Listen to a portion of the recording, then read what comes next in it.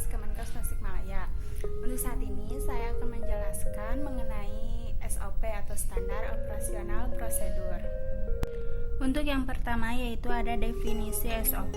Standar Operasional Prosedur atau SOP adalah dokumen yang berkaitan dengan prosedur yang dilakukan secara kronologis untuk menyelesaikan suatu pekerjaan yang bertujuan untuk memperoleh hasil kerja yang paling efektif dari para pekerja dengan biaya serendah-rendahnya.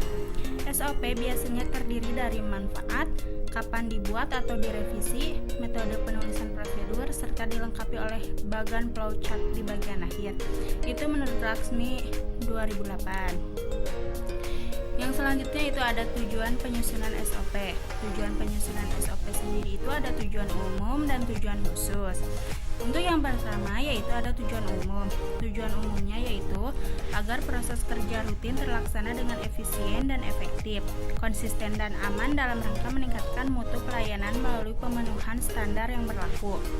Untuk tujuan khususnya itu ada 7. Yang pertama, sebagai acuan melaksanakan kegiatan. Yang kedua, menjelaskan alur tugas, wewenang dan tanggung jawab petugas terkait. Yang ketiga, menjaga konsistensi tingkat penampilan kinerja dan menjaga keamanan petugas dan lingkungan dalam melaksanakan tugas. Yang keempat, menghindari kesalahan, keraguan, duplikasi, serta pemborosan dalam proses kegiatan. Yang kelima, menggunakan tenaga secara efisien dan efektif. Yang keenam, sebagai parameter untuk menilai mutu pelayanan. Dan yang ketujuh atau yang terakhir, sebagai dokumen yang digunakan untuk pelatihan atau orientasi pegawai. Yang selanjutnya ada prinsip-prinsip SOP. Yang pertama itu konsisten.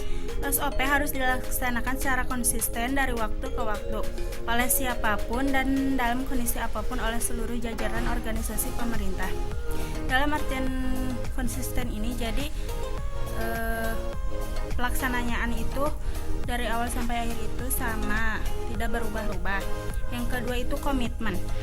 SOP harus dilaksanakan dengan komitmen penuh dari seluruh jajaran organisasi, dari level yang paling rendah dan tertinggi. Jadi seluruh jajaran atau staf-stafnya itu harus sudah berkomitmen dengan SOP tersebut. Yang ketiga, perbaikan berkelanjutan. Pelaksanaan SOP harus terbuka terhadap penyempurnaan untuk memperoleh prosedur yang benar-benar efisien dan efektif. Dan yang keempat, mengikat. SOP harus mengikat pelaksana dalam melaksanakan tugasnya sesuai dengan prosedur standar yang telah ditetapkan. Yang kelima, yaitu seluruh unsur memiliki peran penting.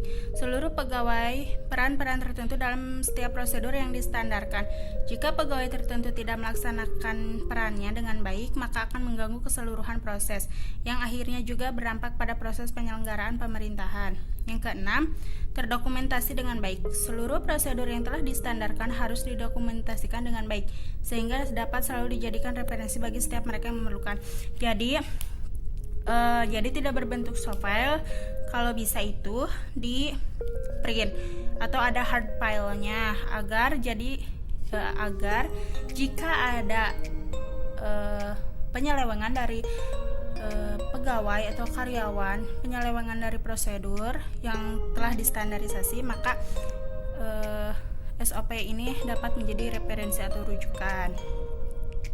Nah, contoh SOP penyelenggaraan reka medis di rumah sakit itu ada banyak, tetapi di sini saya mengambil 7 contoh, yaitu yang pertama SOP penomoran reka medis, SOP penamaan dokumen reka medis, SOP pemberian kode penyakit dan tindakan medis pasien rawat inap, SOP pengembalian reka medis rawat inap, SOP pengembalian dan distribusi dokumen reka medis, SOP pengisian berkas reka medis rawat inap, SOP penjajaran dokumen reka medis, dan lain-lain.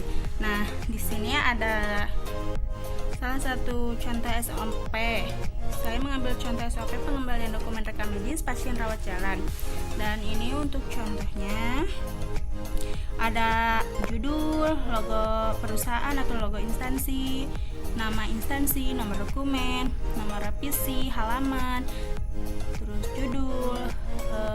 judulnya itu kebijakan atau SOP. Ada tanggal terbit, ada ditetapkannya oleh siapa, ada pengertian, tujuan, kebijakan, prosedur, dan yang terakhir itu ada unit terkait. Nah, cukup. Nah, itu Itu tadi penjelasan mengenai SOP dan penyelenggaraan SOP di rumah sakit. Semoga bermanfaat. Terima kasih. Wassalamualaikum warahmatullahi wabarakatuh.